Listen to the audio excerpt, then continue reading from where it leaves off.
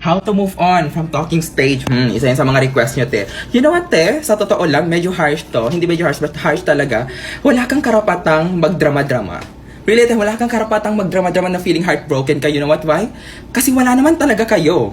You are just talking stage. Like, nag-uusap lang kayo. Casual lang. So, you need to always remind yourself na pinasok mo yung situationship na yan, yung talking stage na yan, te. Maybe not to be in a serious relationship, but just to have person who comforts you, na pwede mong kausapin every night. Parang sobrang tagal na kayo magka-talking stage, especially ito mga LDR kayo, ganyan-ganyan. If wala pa ring label, wala talaga, te. Like, yung talking stage lang na yun yung kaya nilang ibigay sa'yo. Like, wala na, te.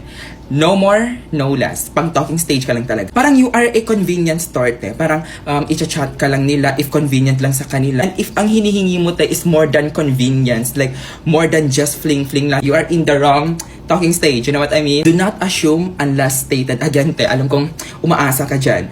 Do not assume unless stated. Kung te, parang panggabi ka lang. You are just comforting each other's loneliness.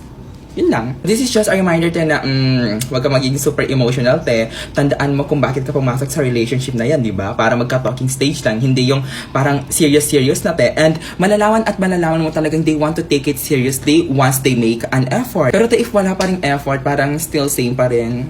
No, te. Like, it's better to save your energy and prioritize yourself. Darating at darating talaga yung mga taong, you know, parang hindi mo na kailangang mag-exert ng so much effort because they see the value you can offer. Like, parang decidido sila na, push ko to. Like, go ako sa relationship natin. Don't assume too much para hindi ka ma-hurt so much.